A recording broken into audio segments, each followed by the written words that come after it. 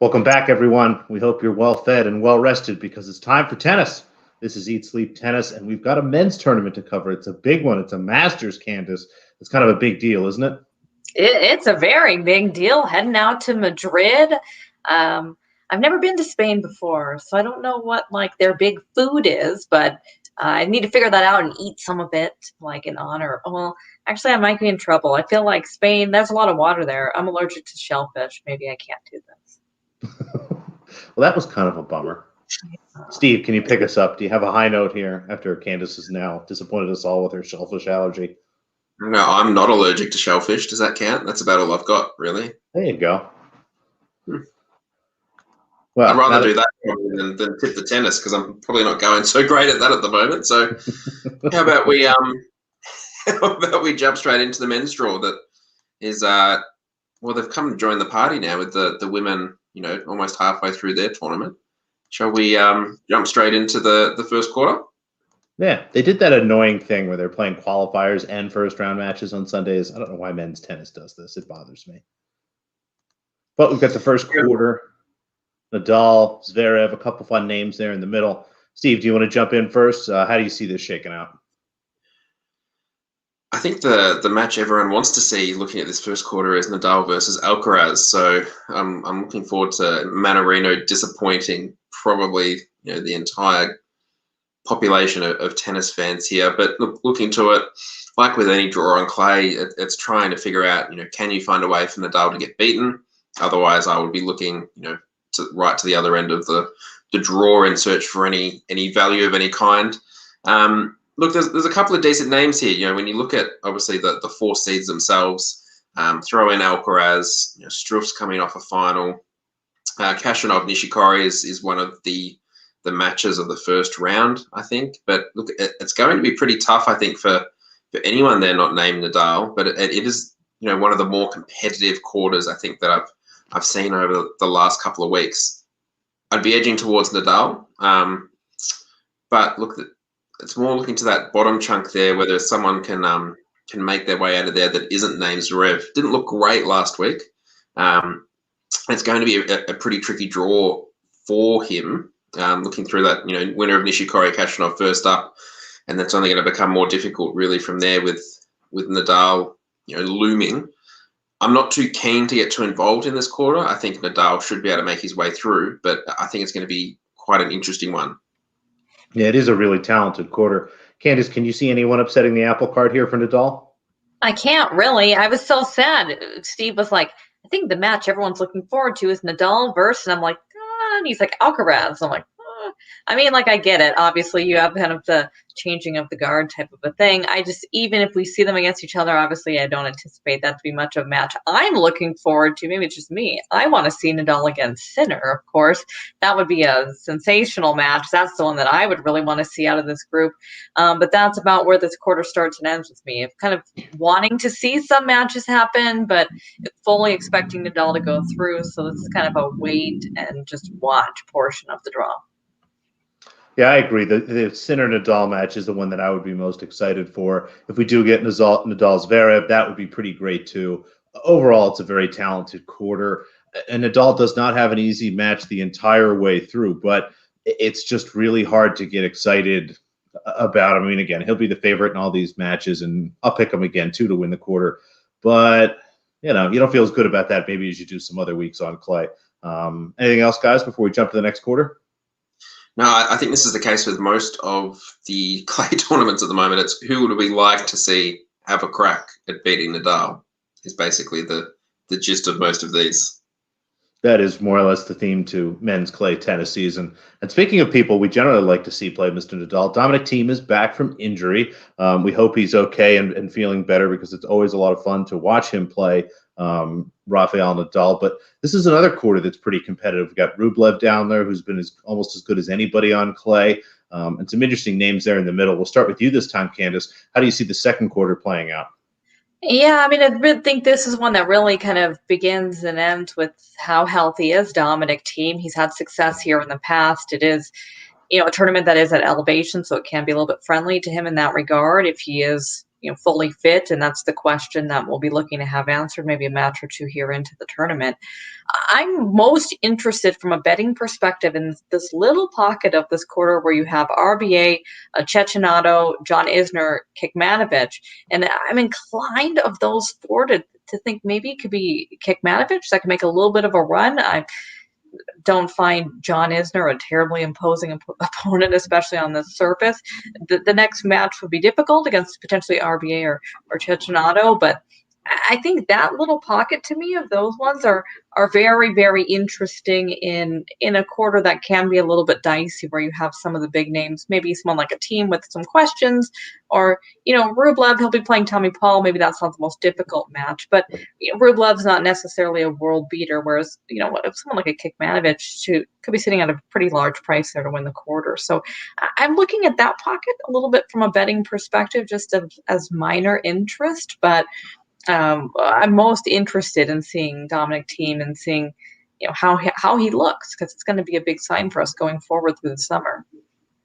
Now, Steve, how happy are you that De Minaur knocked out your boy Munar? Obviously happy that he's got a win on the board, but it doesn't mean you don't have to pick Munar now. I don't have to pick Munar in any capacity, so that's always mildly enjoyable. Look, I agree with Candace. I think, a lot of this comes down to Thiem and how fit he is. Generally prefer to back and support Thiem when he's playing, on the kind of heavier schedule side of things. He's someone who likes that repetition and likes spending a lot of time on court. I think he showed that during the COVID Tour suspension when he played every exhibition under the sun, and then, not long later won the US Open. I think Andahar might be, I'd love Andahar to get past Giron, I think, in that first match there, and just give him a real clay court test first up. But again, look, I think if you had to pick, Rublev has obviously played a lot more recently.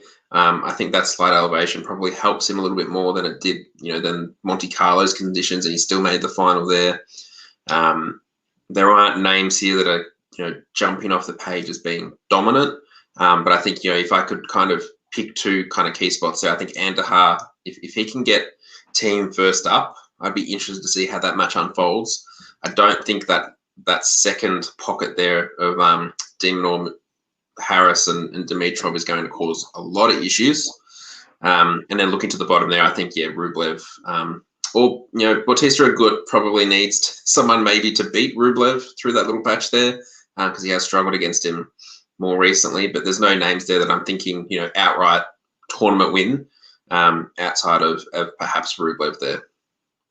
Yeah, I've got Rublev favored. If Thiem is healthy and, maybe 90%, 85% of his very best, he has a good shot to win this quarter. But at the end of the day, I think this is almost kind of similar to the first quarter, where, there's kind of one name, Rublev, that sticks out to me that's a little more talented than everybody, although it is, I think, might be a little more sneakily competitive than expected. But again, it looks like a nice spot here for Rublev to move through and get this quarter, unless Thiem is healthier than I expect him to be off a long break. I think that's the thing.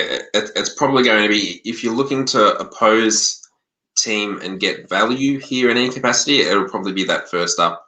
Once you start to see him and where he's at, then they'll kind of get a better gauge of things. But it's good to have him back in these draws. Yeah, the tough part is I'm not sure if there's anyone I really want to attack him with. Honestly, maybe De Minaur or Dimitrov there in his second match, but I don't know. Any other thoughts? It would be more enticing, I think, to want to find someone to kind of really attack here if this quarter was on the other half of the draw to Nadal as well. I think that's just the case with the majority of clay tournaments at the moment. That is true. You want to avoid Nadal as long as you can. So a name in this quarter would really have to stand out to you to really attack. So that's why we are skipping over some names like Casper Ruud usually. We didn't even make an Uncle Tony joke. Any other thoughts on this quarter, guys?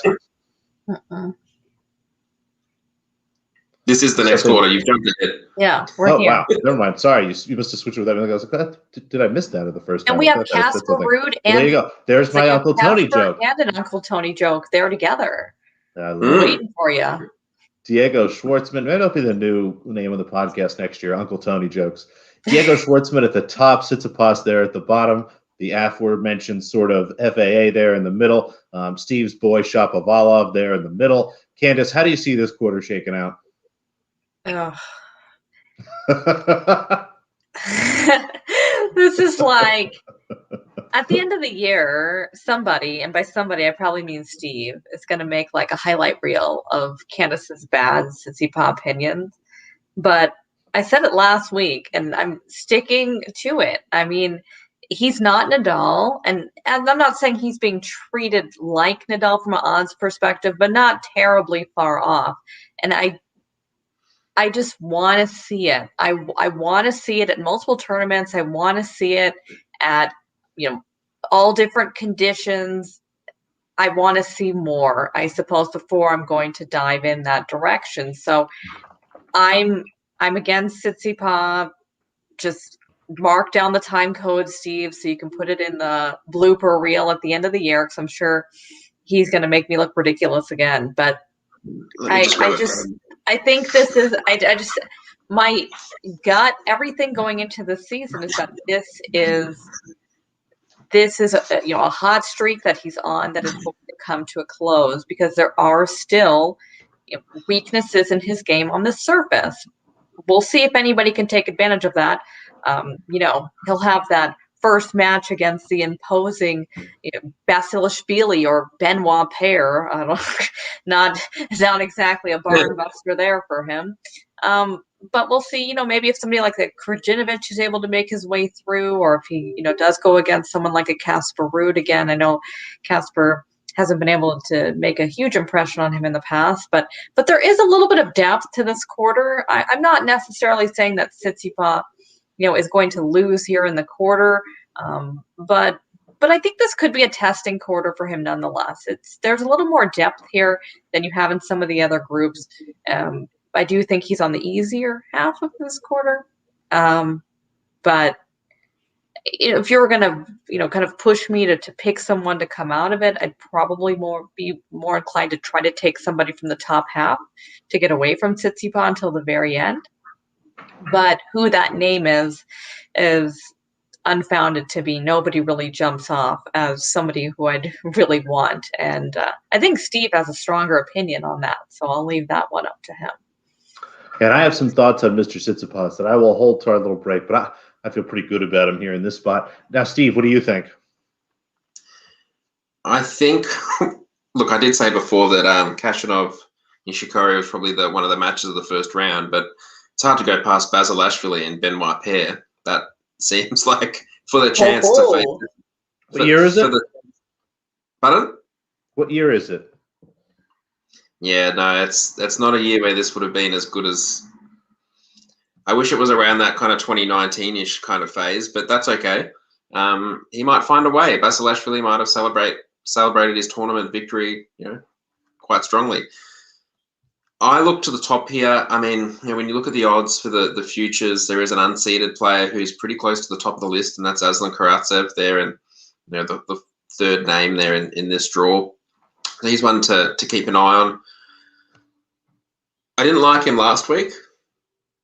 This is I'm referring to Denis Shapovalov. I didn't think he looked great at all in Estoril, but something clicked for him yesterday against Lajovic, and I'm a little bit intrigued, I think, at the triple figures that's still available for him in the outright market. Just thinking, again, opposite side of the draw to the Nadal. I think when you look at this, Bublik, I mean, you might get good Bublik, you might get bad Bublik. And I think when you look through this, on his best level, I think he's a chance here of making his way through this top little pocket of the draw. And I don't think there's anyone at the bottom there on clay that would cause him, to lose sleep. If he were to be playing that well, it is another one of those things. He'll probably lose to Bublik or make a little bit of a run here. But he's a short-term confidence guy. It doesn't take much for his confidence to turn around. It's just about whether he can maintain that and then run with it. I think he prefers Bublik over Fucsovic. I think, out of that first round, I think he'd be quite happy, I think, with Bublik, all things considered.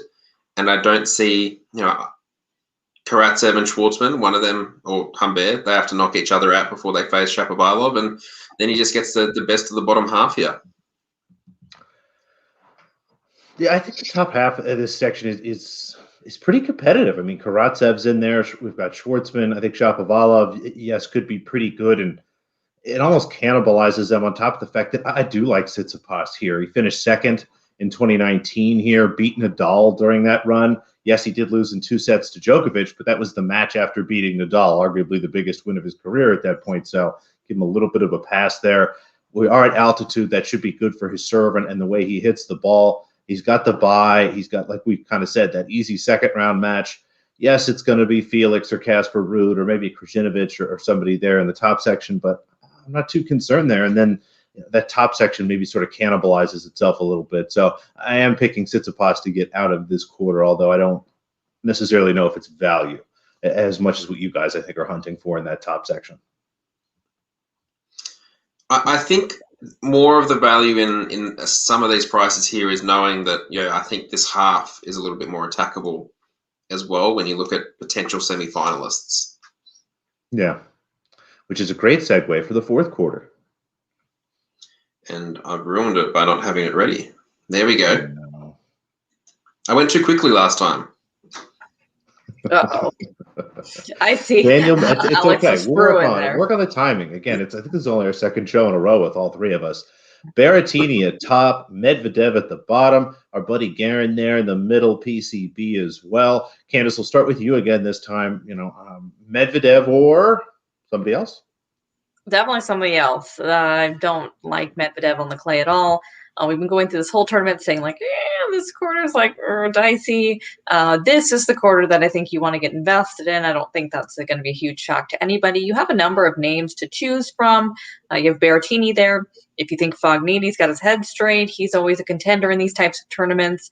But I'm going to go with Christian Guerin. I think that first round match against Fernando Verdasco, again, 2021, so I don't think that should offer him too much trouble in there. If he were to make his way through that, he would get Kepfer or Opelka, and then be moving his way towards the bottom, towards Medvedev. And I think that's where you want to be in this tournament, as far away as possible as you can get from Nadal, and as close as you can get to Medvedev, who I think of the seeded players in the tournament is easily the most vulnerable. So Christian Guerin, the one for me. I think he can make a bit of an impression here. How about you, Steve? I'm looking to the top of this quarter. Berrettini gets a bye first up. He's coming off a tournament win. He looks like his fitness is back close to 100%. I think this is a great opportunity for him. I get the anti-Medvedev thoughts. I'm just a little bit wary because he made me look really silly for a solid 6-week stretch, I think, in 2019 when he when he beat Novak and he beat a few people on clay, even though he said he doesn't like playing on clay. So I'm a little bit wary, but I think there's enough clay quarters in this quarter to cause him a lot of grief. Carreño Busta has obviously played, has been in some decent form. Albert Ramos will need to come off, winning his title a couple of hours ago and back up here in a pretty competitive section with Fritz first up, which will be a difficult ask. But look, I'm kind of leaning towards Berrettini here. I think this is a good spot for him. And when he plays big and he plays confidently, that there aren't a lot, I could probably count on one hand the number of players that can beat Berrettini when he's genuinely on and confident and in full form, particularly on clay. And I don't think any of the players in this section are on that list. I tend to agree with you. I like this opportunity for Berrettini as well. I think this section is very, very soft. As much as I do like Guerin, was pretty disappointed in last week. I know maybe he's looking ahead to this week, but I don't think that was the case. Going back and looking at that match and thinking about that tournament again, given who he is, given where he is in his career, he would have won last week and then come here. So I'm a little hesitant to pick through him there. And, he might have to actually play Medvedev. And maybe these courts are fast enough and he's in good enough shape to take advantage of the altitude. And, a couple of what should be, at least one, I think, should be winnable match there. But I like Berrettini again. I think that he is the name here. If Guerin's playing at his best, for sure, he could make a run through. But I think Berrettini, again, given where he is, the fact that he avoids Medvedev that long, and I like his chances. I think he'll be more competitive than maybe Guerin would be against Tsitsipas in that next match. So Berrettini is another name that I had circled. Yeah, and I think again, you look at these prices. There's some bigger prices here, particularly in this section. But if you do want to get involved, it is nice knowing that if Nadal does play well, you're not getting him till the final. Yeah, absolutely. All right, guys. Any other thoughts here on this quarter or the draw in general before we jump into our picks? No, I'm happy to roll straight in. Do you want to kick us off, Alex, with your ace for the tournament? Sure. And I said I had a little more on this guy, Mr. Tsitsipas here. And this is something that I can't remember if I said this on the show. I probably did. I was maybe a little underwhelmed with his ability to play on clay. But as I go back to look at some of the results, going back to 2019, he wins Estoril. Then next tournament comes into Madrid, where I mentioned he finished second, makes the semifinals in Rome.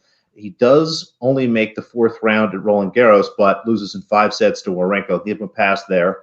Did lose his first clay match in 2020, but then wins Hamburg, makes the semifinals in Roland Garros, and wins Monte Carlo this year. I mean, you look and then last week finishes second in Barcelona. I mean, I guess having this big of a serve, being able to be clever as hard as he's able to hit the ball is an advantage over most of these guys. So I think it's time to look at him as, maybe more of a serious clay player than we think.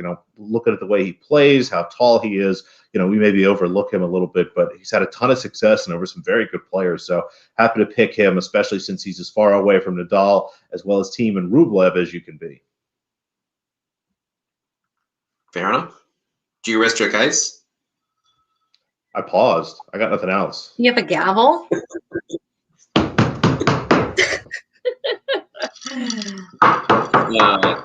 There's some sort of segment in that. Now, Candace, who have you as your ace? The dog agrees. Dog was not. Order in the court, dog. All right, Candace, who's your ace? We mentioned him all over the place, so I guess somebody should pick him, and that's going to be. I'm going to take Rafael Nadal. Obviously, I think the inclination is to try to get away from him at Madrid. It's not necessarily the best conditions for him, nor is it for most of the Spanish players. Whenever I think of Madrid, I always think back to, remember when the Spanish Davis Cup team almost refused to play because they were going to hold the tournament in Madrid. It was like a team riot. And so that's what I always think of. He's been so poor here. He's only won here 6 or 7 times, which by his standards on clay is just awful. But it is what it is. He still we're placed at an incredibly high standard. The clay doesn't really matter where it is, and he has a pretty friendly draw, I think, all things considered. So going with Rafa. And I'm glad that someone has, because then we do have that safety. Somebody's going to save the integrity of the show. Yeah. The one time I picked him, he lost. So I'm going to stick here, and I'm going to go somewhere else. So I'm going to go with Matteo Berrettini, down the bottom there in the fourth quarter. And I think he's also, look, this is from an outright standpoint, this pick, but he's also, I think, 4-1 to win the fourth quarter, of which Medvedev is currently the clear favourite in most of the markets that I've seen. So, look, again, as I said, in the fourth quarter, I think he can manage, or, if he brings a level close to his best, he should be able to make his way out of that quarter reasonably well. And again, as I said, there's only a couple of people I think that can beat him on his best day. And we were starting to see things closer to his best day, I think, in the last tournament. I think he's still at a big enough price to be able to, just put a little bit on and, hopefully get back 40 or 50 times the amount that you put on. It's, again, it is tricky, but fourth quarter is further away he's as far away from the dial as you need to be, and he sits in that Medvedev pocket. So, look, you could replace Berrettini with a couple of other names as well, I think, in that bottom half. But that's the one that I have settled on. Now, Alex, we might segue into your value pick. Who have you gone for value? Well, you basically said everything I was going to say, because I've got Matteo Berrettini, again, at 50-1 or better here, even at 40. If this number moves a little bit by the time you get a chance to look at it, he's in the quarter you want to be in. He avoids Tsitsipas till the semifinals. He avoids Nadal, Rublev, or Thiem until the finals. He's a very winnable quarter, and I like what you said. I would play him to win the tournament, play him to win the quarter here. If he wins the quarter, then you've basically got everything covered, and you have a nice big ticket rolling through. I think that if he is playing well and everything is really clicking for him, he has a chance to beat Tsitsipas and should be, more competitive than I think the market will give you there in that final. And again, hopefully already you've cashed a quarter bet there, so you're not too worried about hedging or doing anything silly like that. But just a lot of value in Berrettini at this number. Perfect. I like it when we agree. Candace, who have you gone for? Someone in the same quarter? Same quarter, bottom half of the quarter, though. I'm going to go with Christian Guerin. He stays away from Berrettini, so also positive there for a little bit at least, until we get to the end of the quarter.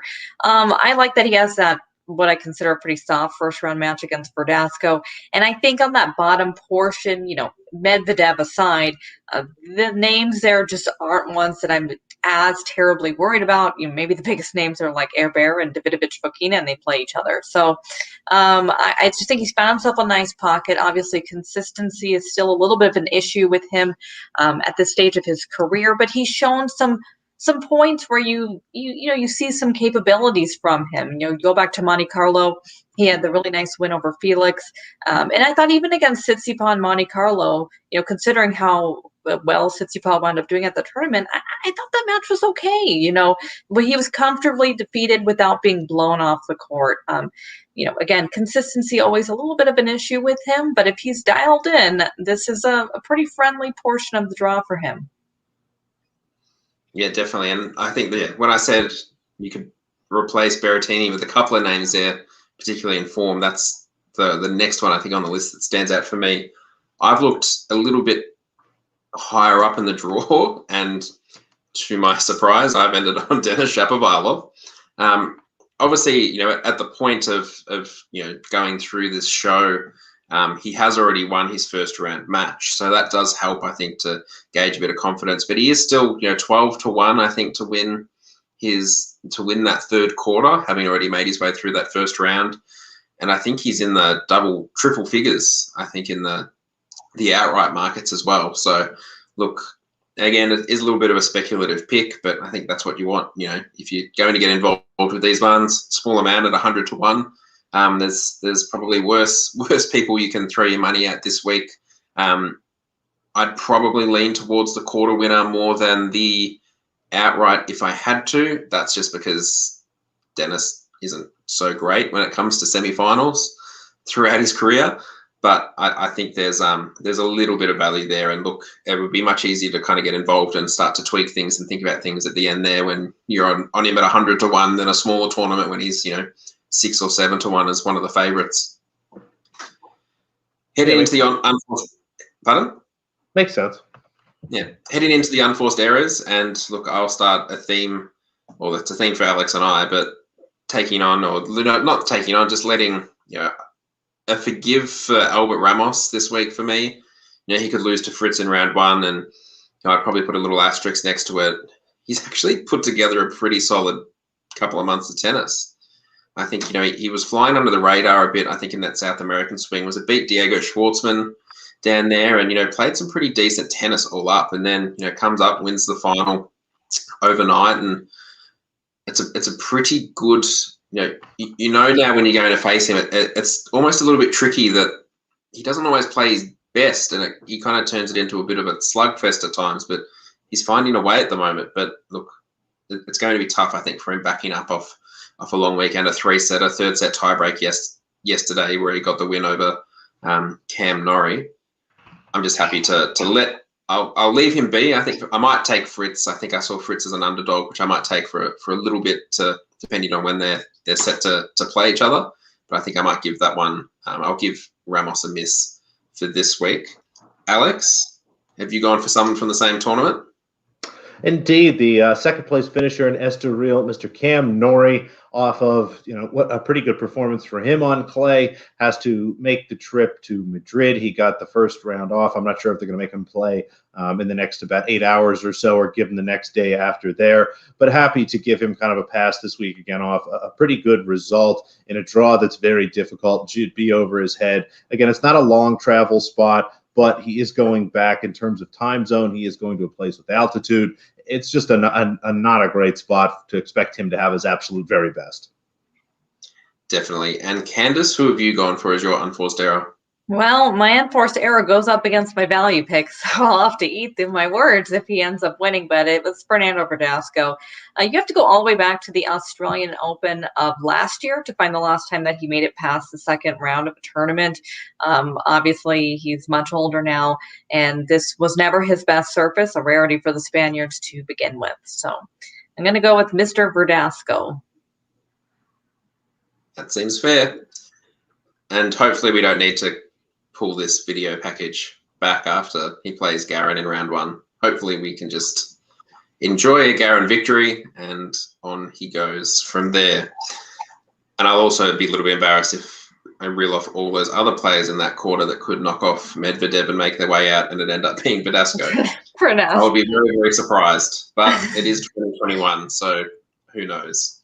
Overvalued player-wise, I'll quickly get mine out of the way, but it's Alexander Zverev for mine. First round, bye. Second round, just gets difficult from there.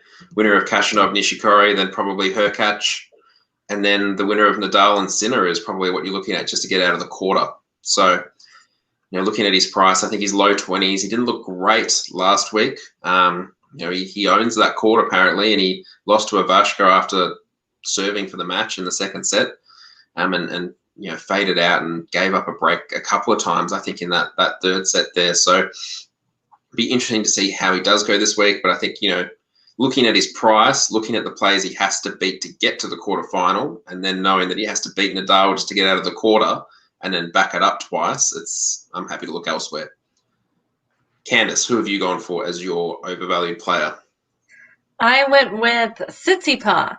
And I put a note and I said, help, because this is like the third time we've done this. And the other 2 times he made finals. So, we have a nice little streak going with these overvalued for Tsitsipas. I stand by my conviction, though. When we say these overvalued picks, we aren't saying these people are incapable of winning the tournaments. We're just saying that the odds are not there. And that is most definitely the case for him. I just think he's being treated like he's 1A to Nadal, and he's just not there yet for mine. I just think he's far too short. And he has a tricky little quarter here in the draw this time around, so we'll see how that works out. But Tsitsipas, you heard it, so go put your money on him to win now. Yeah, I think we've picked some unfortunate moments to go against probably the 2 players of Tsitsipas and Karatsev, I think, for this year at particular points. Now we'll finish off with Alex, who is your overvalued player for the tournament? Well, Steve continues to spoil things by mentioning things I'm going to talk about. Mr. Karatsev, I think that this is just a really tough draw for him. Just an absolute gauntlet after his first round match. He's got to go through Schwartzman, maybe Shapovalov there. Just a really bunch of tough players as he goes all the way through. I think he's 3rd or 4th favorite. Where do you look? Around 14, 15 to 1 to win this tournament. I would need 25 or better to 1 to back him. So at these numbers, I'm happy to pass on him. I think he is definitely getting a little more credit than he deserves.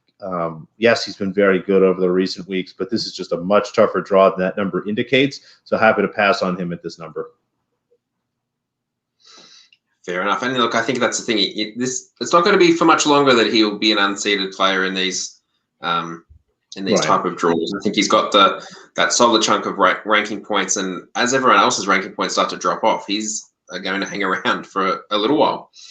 So fair play to him and his start to the year.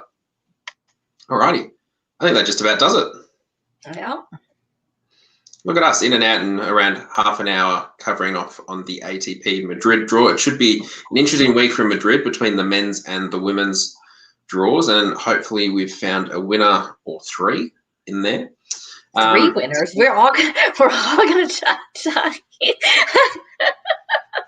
Well, somewhere I've got quarter winners. You've got outrights. Oh, okay, fine. I'd say Tsitsipas not winning is a win the way he's going for you. Thank you. I agree. Well, I'll take that personally because I picked him to win. Yeah. So sure. Yeah, all those bases are covered. So look, we should be fine. Mm-hmm. Any last words from the 2 of you over there in the States before we wrap it up? No. No. Nothing over here. Alrighty, thanks to everyone who has tuned in live on Twitter or on YouTube, and thanks to those who've listened back to this on the podcast. If you haven't subscribed to basically any of the podcast networks there, if you search for Eat Sleep Tennis Show, our show should come up with our logo. If you're watching the live show, it's pretty easy to figure out what the logo is because it's behind all of our heads. But yeah, thanks everyone for tuning in, and we will be back. When will we? We should be back probably next week to cover off the next slate of tournaments. I think Rome's on the calendar shortly, isn't it? So we'll be back then to cover off on that. Until then, look after yourself, and hopefully you can back a winner or three this week.